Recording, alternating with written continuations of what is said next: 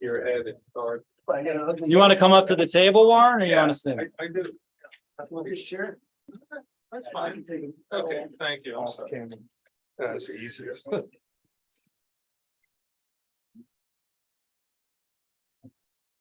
Thank you very much. Sorry. Okay. Here. Call the August 23rd special meeting to order.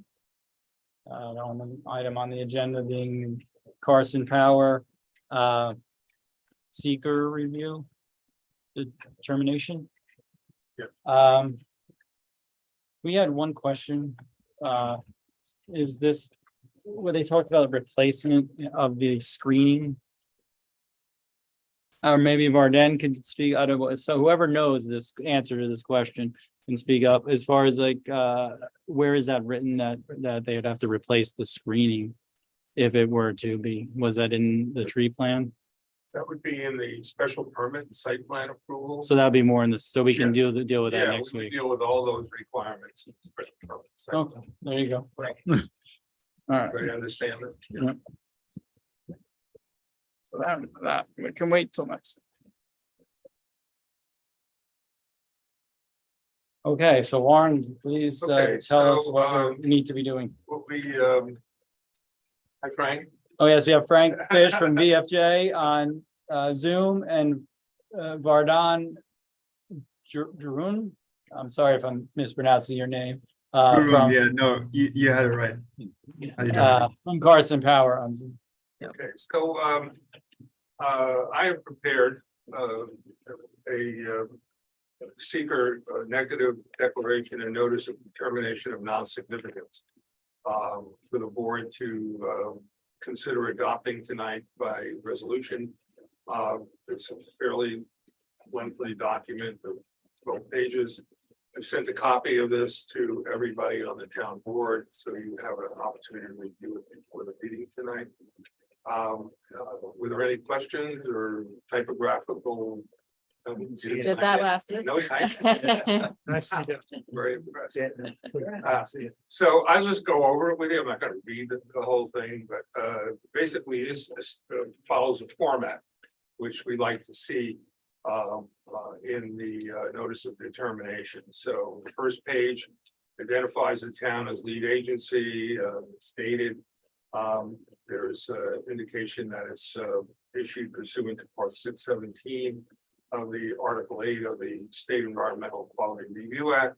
And it indicates that the Town of Pine Plains Planning Board as lead agency has reviewed the proposed action and determined that the proposed action will not have a significant adverse environmental impact and that a draft environmental impact statement will not be prepared. We then have the name of the action, the location of the action. It's a seeker status type 1 action. We are not issuing what's known as a conditional negative declaration. That's prohibited in type 1 action, so that indicates this here. The next paragraph is a description of the action, which I took from the record of the case. And then on page 2, we go into the reasons supporting this determination. I'll just read a little bit of it. The Pine Plains Planning Board as lead agency has identified the potential adverse environmental impacts associated with this solar project and has evaluated the project using the criteria for determining the significance identified in 6 NYCRR section 617.7C1 and in accordance with 6 NYCRR 617.7C2 and 3, as further discussed below. Planning Board, as part of the process of identification of potential project impacts and its evaluation of the magnitude and significance of the same, completed a Part 2 environmental assessment form, an EAF analysis, which it identified the project's potential environmental impacts, and a copy of that I've attached to this as Appendix B. That was the Part 2 that we went over at a previous meeting. So for every question in Part 2 where the impact has been identified as potentially moderate to large, or where the planning board has determined the need to explain why a particular element of the proposed action will not result in a significant adverse impact, These impacts have been analyzed in the full environmental assessment form, part 3, evaluation and magnitude and importance of the project impacts and determination of significance, which also has been made a part hereof as Appendix C, and that's what we reviewed and adopted at the last meeting to be incorporated into the negative declaration. And that analyzed, I believe, the aesthetic issues with regard to aesthetic resources, impacts on plants and animals, habitat, and consistency with the community, with our community. Comprehensive plan, community Comprehensive character. plan, I'm sorry. Hold on, please. Yeah, no, you're correct, Warren. It was I'm sorry, community character. character, right? And that has been analyzed in depth in the part 3, which we incorporated as part of this negative declaration.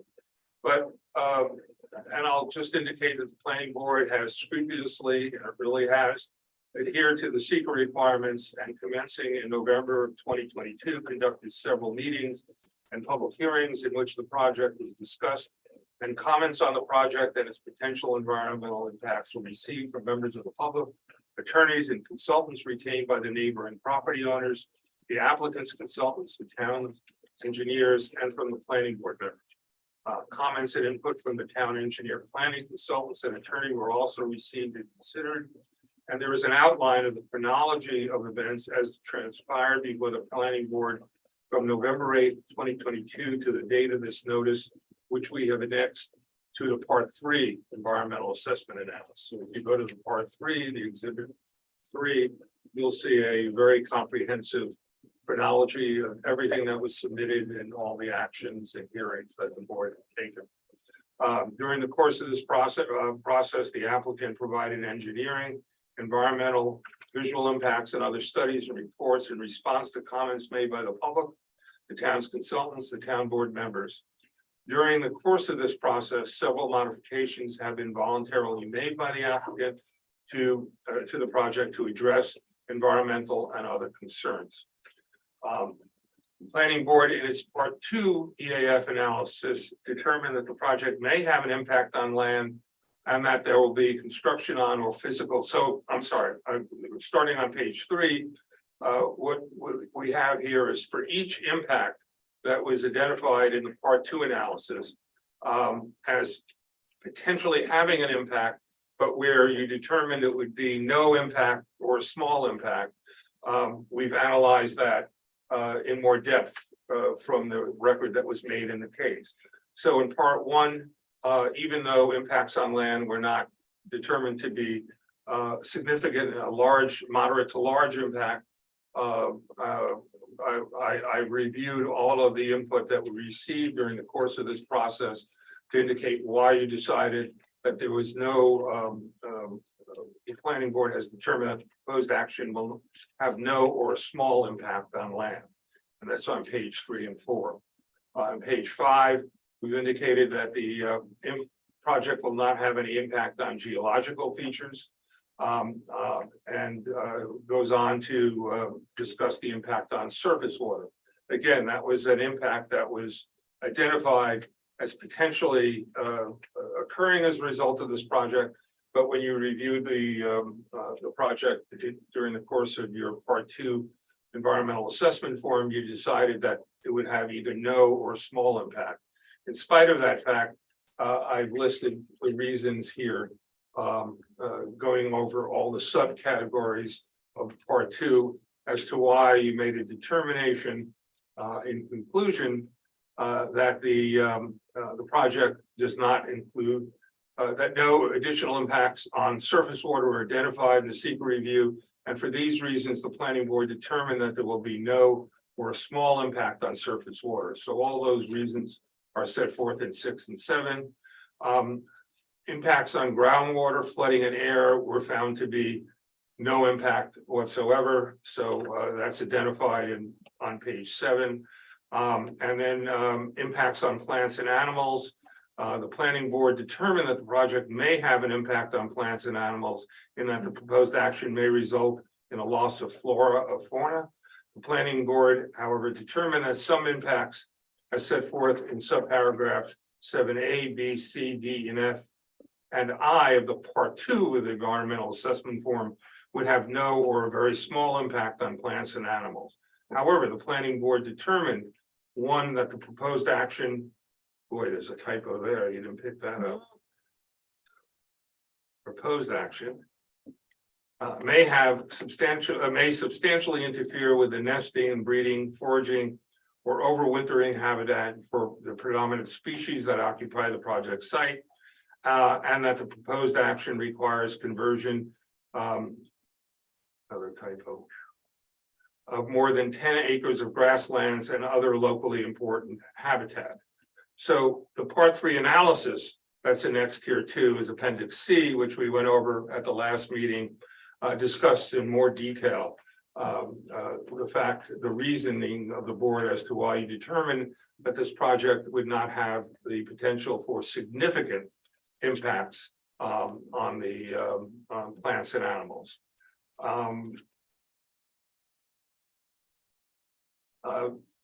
You did determine this is on page 8, that there would be some impact on agricultural resources, even though you determined in the part 2 EAF that it will be no impact or a small impact. And then on page 8, I have discussed all of the rationale and the reasons taken from the record of this case as to why the project has been designed to avoid impacts on agricultural resources, and why you determined that there will be no significant impact on agricultural resources. So that's included in paragraph 8.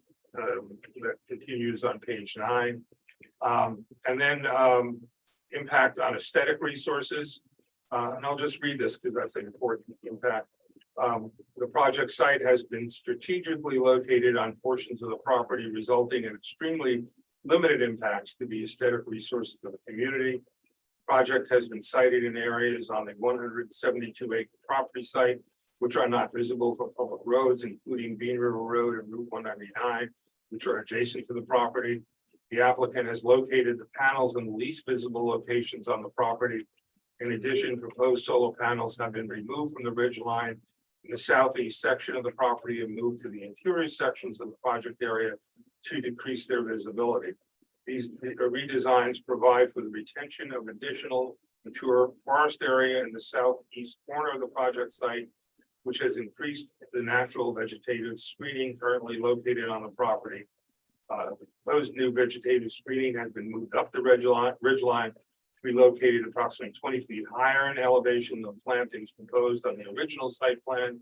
And in addition, proposed plantings have been enhanced from single 6-foot plantings to double 12-foot plantings.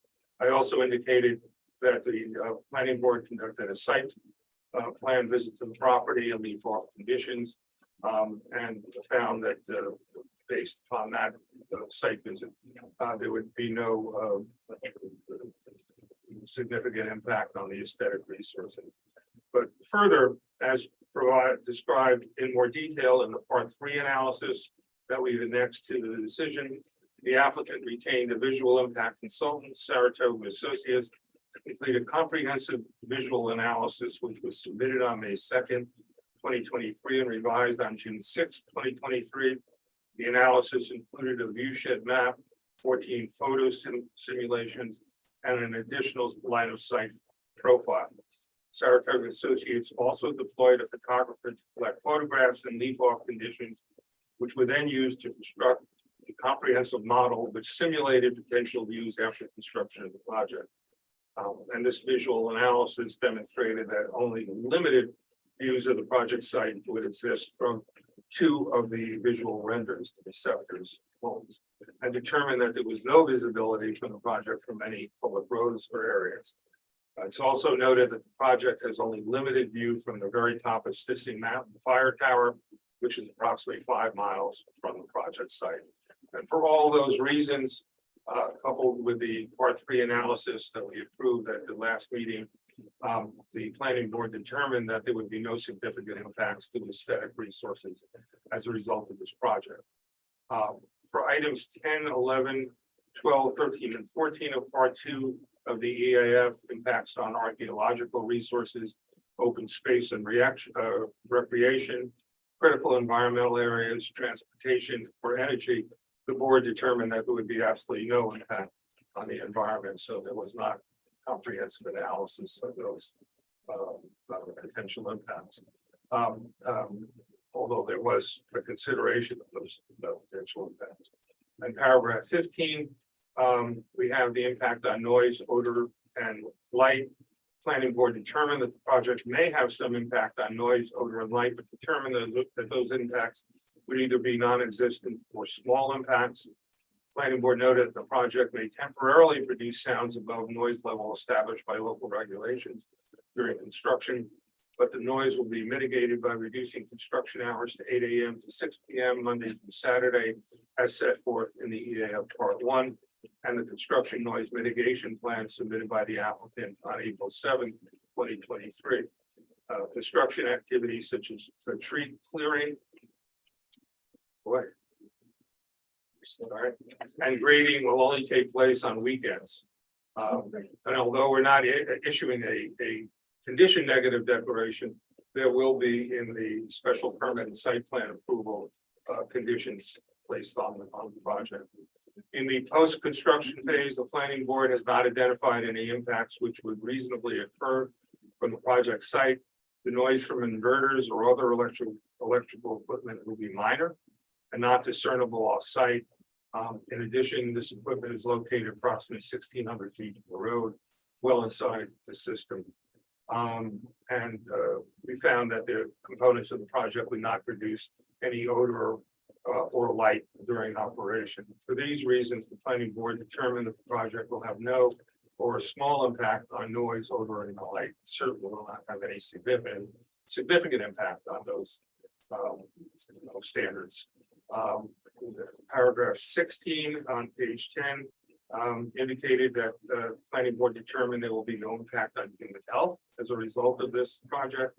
And then paragraph 17 discuss in some detail the consistency with the community plans.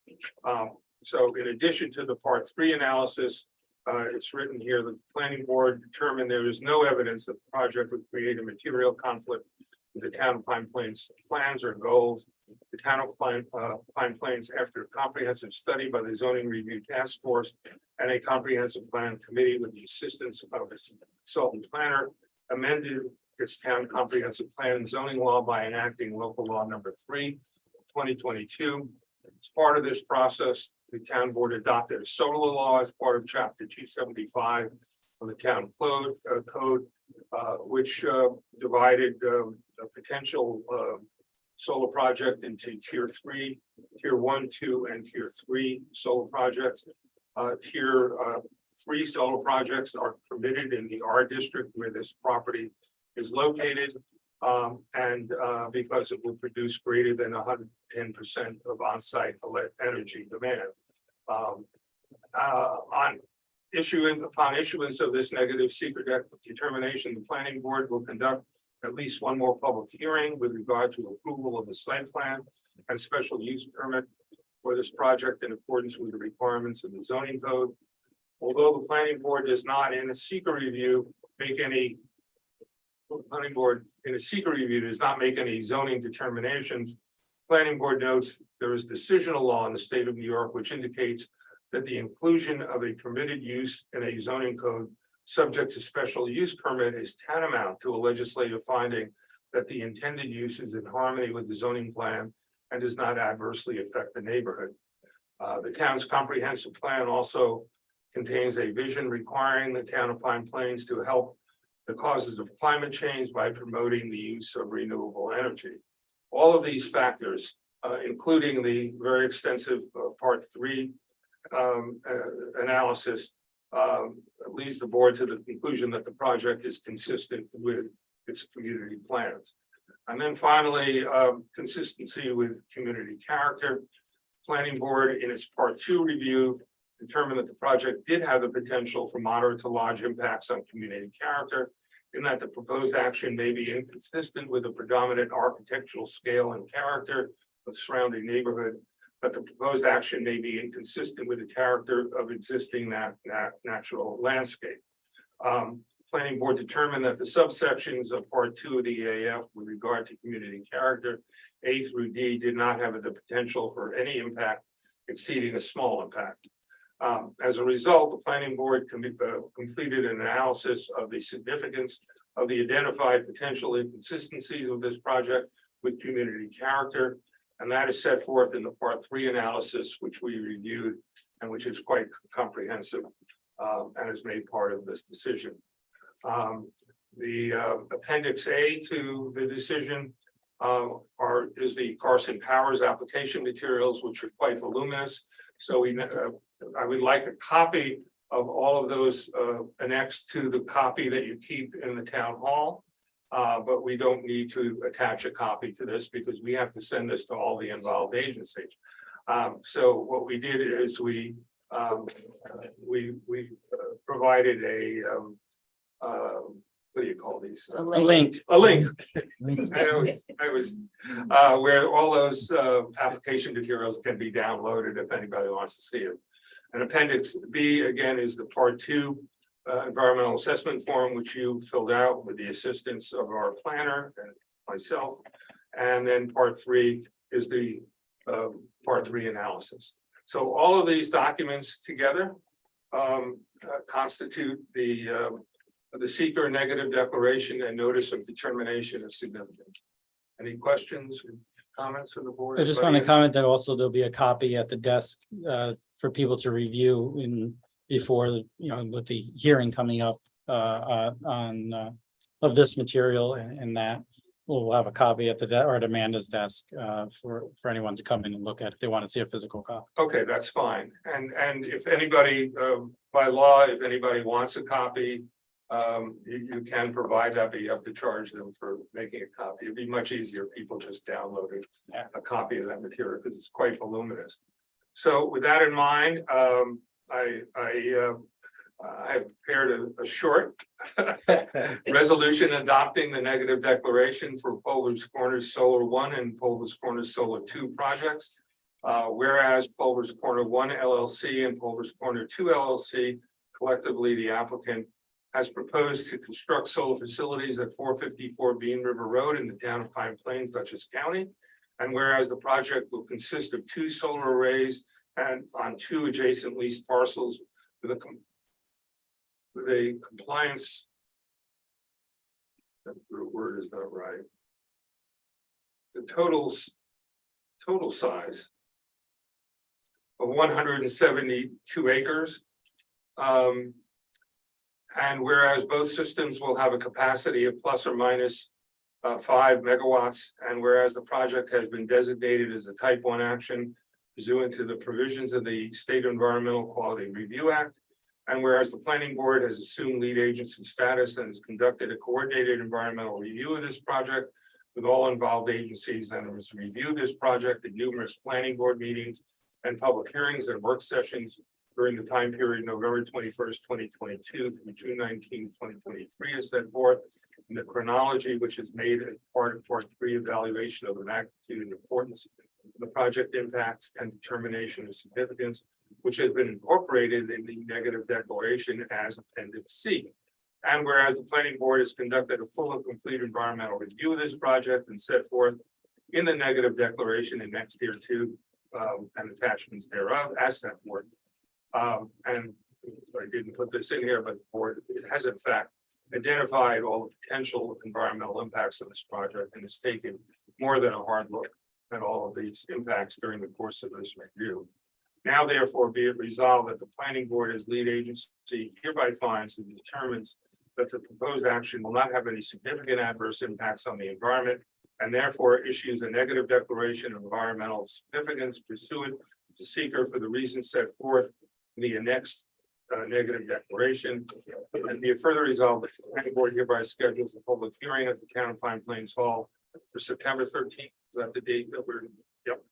at 7:30 PM for the purpose of site plan and special permit review and should be further consideration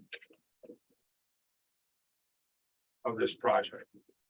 So with that, as amended and with the typos, and I'm going to take another look and correct any other typos that I find. We need to take a roll call vote on the resolution. Can I have a motion to accept the resolution? Second. Kate? Aye. Aye.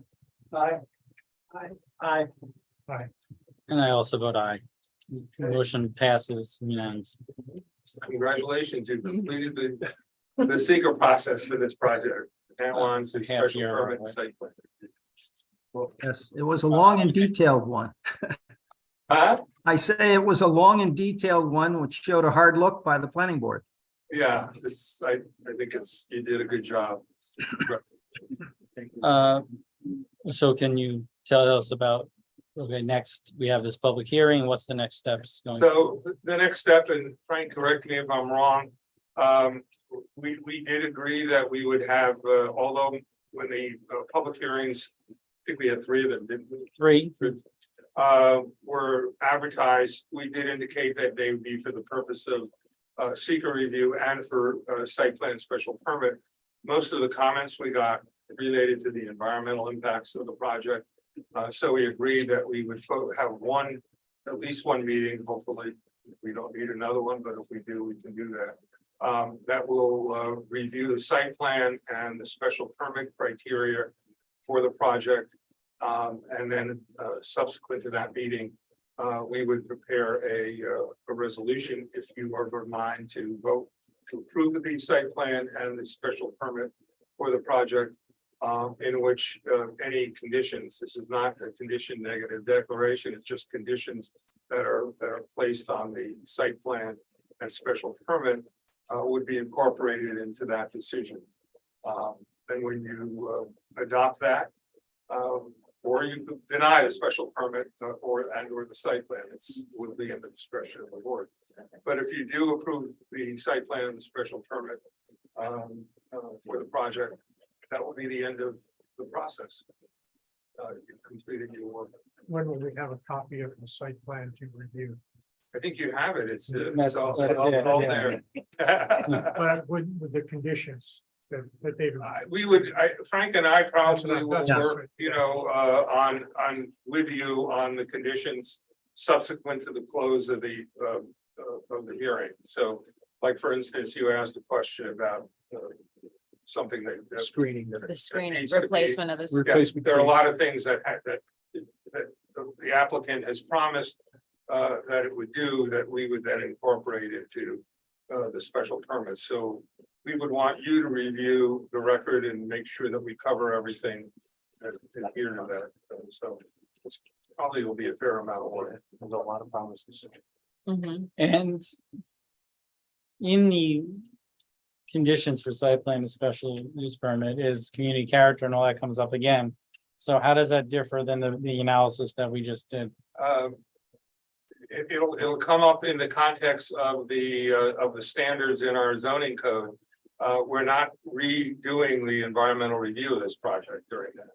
So I would probably advise you to caution the public that the purpose of the hearing is to focus on the site plan and special permit aspects of the project and to limit their people's comments. We don't want to repeat the comments that we've already heard on the environmental impacts of the project.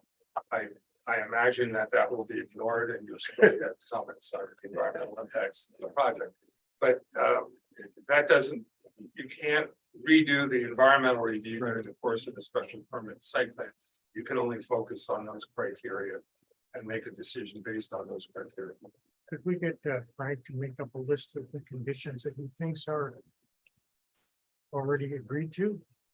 Yes, we've talked about that, and I've talked with Warren. We'll be able to give you a memo, outlining potential conditions, but you will have to decide on them. Sometimes with a special permit, the conditions, can be slightly different.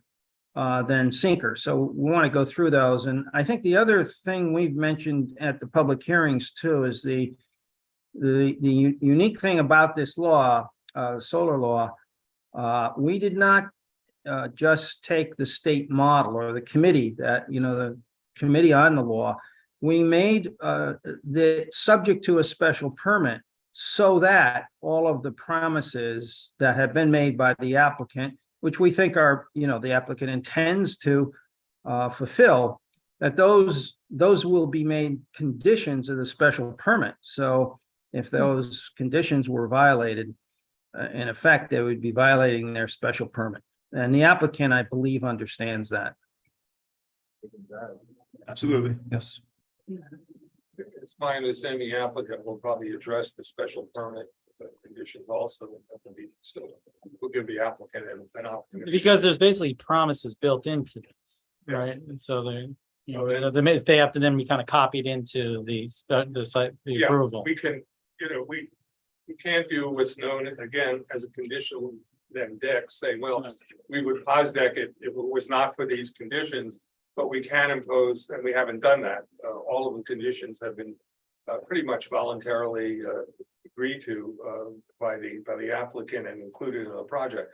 But we have to keep the applicant to his promise and make sure that those are in fact conditions such as the forestry issues and the construction, the decommissioning plan, all of those things have to be Herbicides, Yeah, so all that stuff. if you think of things and want to email that to us or, state them at the hearing, let us know, but it'll probably take a fair amount of work to put all that together.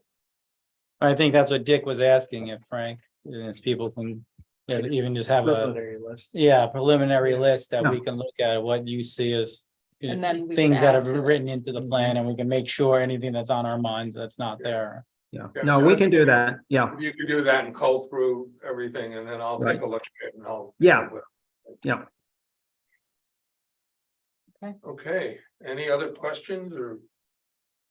So we have to send a copy of this to each involved agency and to the environmental notice bulletin. Do you want to do that? Do you want me to do that? I can do that if you like. You gave me a list of all the involved agencies, but could you send me all your addresses that we used? Let me Remember, we see. had to change some of the addresses, right? So we found out, oh, this Well, one's I different, emailed, right? I think the applicants. Yeah, if you could get me, I'm happy to do that if you want me to do it. And I'll send it to the environmental notice bulletin and BEC. But I just want to make sure I have all the correct addresses. So I have the list, Okay, but I don't have the addresses. So if you can get that to us, we'll take care of that. okay. Yes, Frank? no, I was just Oh. nodding in agreement. Okay. Um. No, I had something. So I'm gonna make some corrections to this with the typos. I'll send it to you. We'll make sure that that's displayed with this out there and of course in the file. So we'll have two places where all of it. Right, well, there, well, one for the file and then one out. so Does that people can include look. all the documents? This is the appendix. Depends. Okay. We're whatever that- displaying that with the resolution or, Yeah, that part, the thing he has right there, So resolution. what you'll and- do is when the people come in, you'll have this.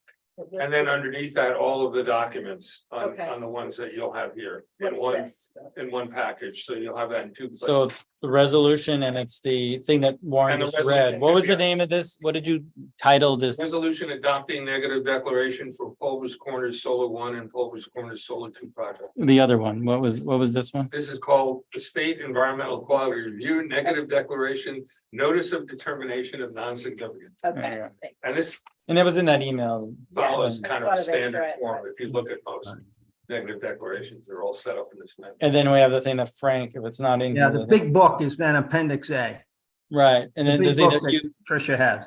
we went over last week, Like the timeline of all. yeah, the thing that Frank made that. And we that's went over Appendix B. Yeah. Last, with the last meeting, appendix B. Yeah, if you go over the timeline, you can call out all the, submissions to make sure we have all those submissions. And is Frank's thing in this file here? It is, yes. Oh. Yes, But you're Yeah. gonna take in, Yeah. Well, this is my copy. Right. I have another copy that I'll leave with you, but I just wanted to correct this. and the part two, all that stuff, well, Timeline, not in there. So that- no, it's in the Frank stocking. It's in here. yeah, the chronology is in the part 3 that we did, and that's attached for you as part of Appendix B.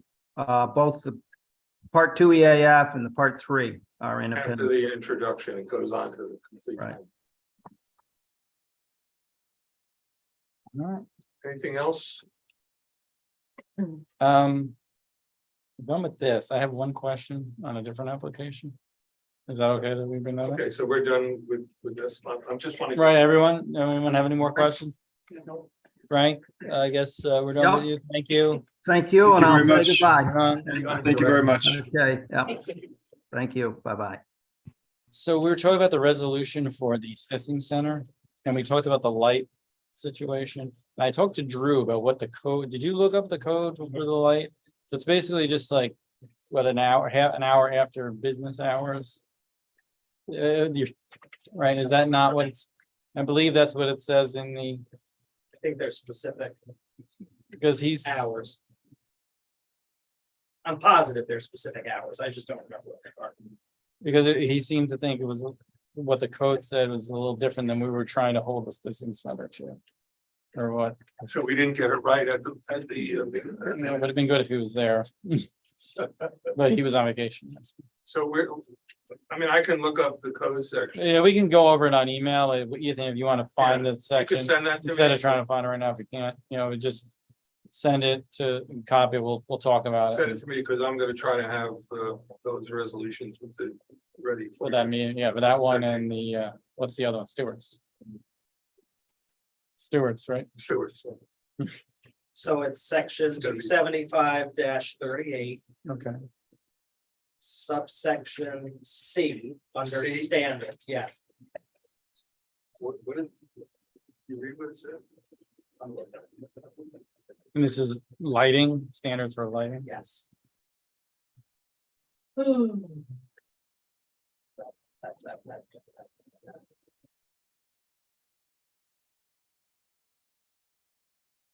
Standards for lighting.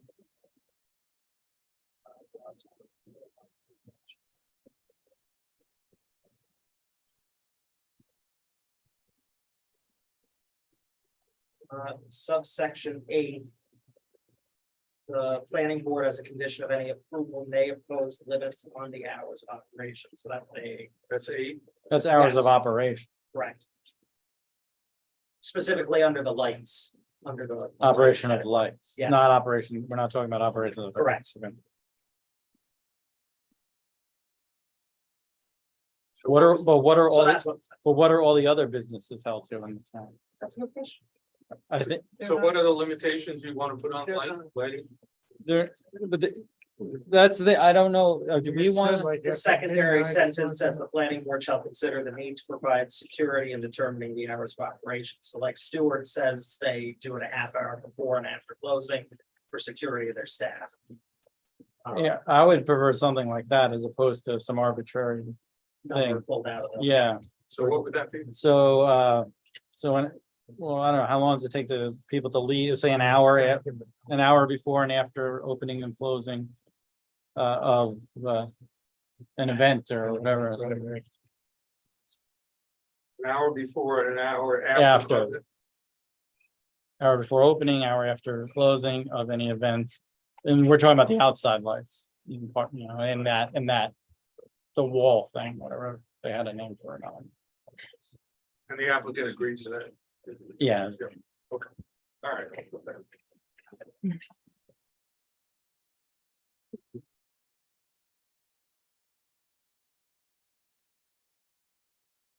Motion to adjourn. Well, does Ethan have something else? Oh. We're waiting. Are we waiting for you?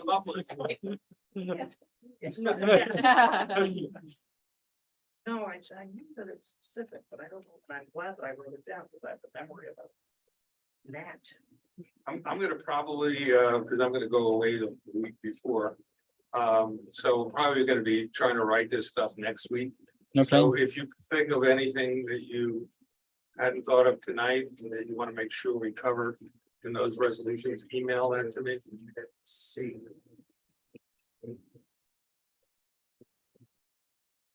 G, found it. No this is under our sign Okay. ordinance, so seven. that's what he said. It's only for sign. Okay. 275-52. Subsection C1G as in George. I'm sorry, 275-52. C1G. And this is specific to signs only, not operation. No exterior sign shall be illuminated beyond 2 hours after the close of business. And in no event between the nighttime hours of midnight and 6 AM unless the premises on which is located is open for business. You want that in? Yeah. I had brought it up. But they don't, That's what pretty signs do specified. they have? Just the marquee? I mean, we're not approving any I lighted don't sign, remember, right? right? Let's do this way. But I mean, we can reiterate what's in the code. I mean, it's in the code already, but we can reiterate it, sure. Just refer to the. Yeah. As- Lights on front stop, they have lights on the banners, they have lights on the. Are they keeping them on all night now? You know, So just put in what the code. yeah, we'll just refer to the code. Yeah, I'll refer to the code. Okay, So. We can mull that over and I'll try to get it to you before, so. have any- yeah, then we'll get it around. and- Yeah. Sounds good. All right, with, Finish with that.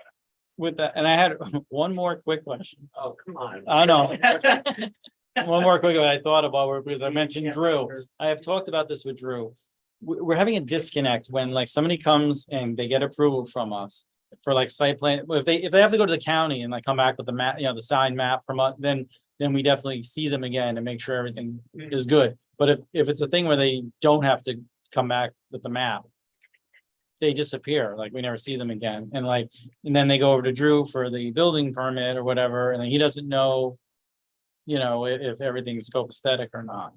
And I wanted to develop a process. My question is, can I just get with Drew and develop a form and Yeah. a process Tell me what- outside, or do we have to, I want to have them have a thing from us saying like, yes, they've paid everything. Yes, they're signed the map and given us a copy of the final, Right. map and all that. And everything's set in the file and they've paid everything, or have an escrow that will cover any. Yeah, no, they Bill. can come back to you and they can't just Right. disappear. They have to come And back. then once they have that piece of paper, they can go to Drew and say, yeah, I'm all good. Right. So can I do that just arbitrarily and come up with a Well, not process? arbitrarily. Well, but you know what I mean, to come up with the process on my own. so I Yeah, don't know. come up, let me see it, and then we can develop that as a process to be followed by every applicant, because you should have a way of following up on, definitely when they come back and it has to be Right. signed, that's one thing, but if they don't. Right, if they don't have to, then they don't, yeah, they don't. have to- We never have to see be them again. cognizant of that, so. Okay, but we don't have to we don't have to do a zoning change to come up with that. Just do a regulation of, by resolution. They have to bring us back a map. Right, it have to be, because as we go back in these files and the maps aren't there. And it's, because we never see them again. And it's like, And that's the only way you can determine whether they're in compliance with. Correct. approval. right, so.